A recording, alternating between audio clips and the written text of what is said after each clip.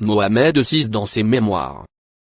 Le conseiller de l'ancien président américain Donald Trump, Jared Kuhney a décrit dans ses mémoires le roi Mohamed VI comme un homme d'affaires très habile. Il a évoqué la normalisation des relations entre le Royaume du Maroc et Israël, révélant comment le chef de la diplomatie marocaine avait menacé d'annuler l'accord entre les deux pays. Le conseiller gendre de l'ancien président américain, Donald Trump, Jared Kuhney a publié, il y a quelques jours, ses mémoires intitulées Breaking History, A Without Memoir Hardcover. Il y dévoile quelques coulisses de la Maison Blanche sous l'ancien président américain. Dans son livre de 500 pages, dont certains extraits ont été publiés par les médias, Jared Kuhney s'est penché sur les coulisses de la signature de l'accord tripartite entre les États-Unis, le Royaume du Maroc et Israël. Le conseil de Donald Trump, qui a pris en charge la gestion du dossier de normalisation des relations entre Israël et les pays arabes, dont le Royaume du Maroc, a ainsi confié avoir reçu un accueil chaleureux auquel il ne s'attendait pas à la résidence royale à Rabat,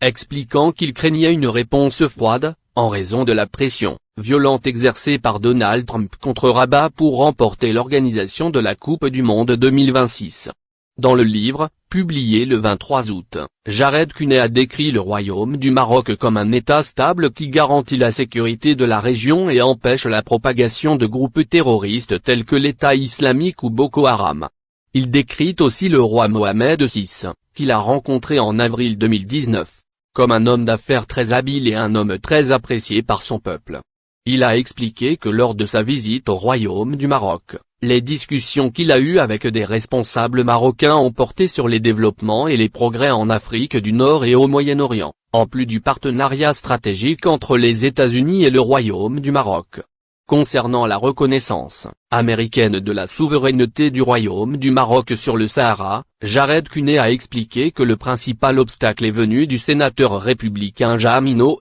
l'ancien chef du comité des forces armées, qui a des positions pro-séparatistes. Pourtant, au final, un compromis a été trouvé, entre la Maison-Blanche et l'élu, sur des questions de politique intérieure américaine, qui a permis de dénouer la situation. Tout en abordant les coulisses de la normalisation des relations entre le Royaume du Maroc et Israël, le conseil de l'ancien président américain a révélé que le premier ministre israélien Benjamin Netanyahou ne souhaitait pas un bureau de liaison, mais plutôt l'ouverture d'une ambassade d'Israël au Royaume du Maroc. Une proposition que Nasser Bourita, le chef de la diplomatie marocaine aurait rejetée en bloc, au point de menacer d'annuler complètement l'accord. Il est à noter que c'est Jared Kuhney qui a signé, au nom de l'administration américaine, l'accord tripartite entre le Royaume du Maroc, les États-Unis et Israël, le 10 décembre à Rabat. L'accord a été signé, du côté marocain, par le chef du gouvernement Saadedine El Othmani et du côté israélien, par le conseiller à la sécurité nationale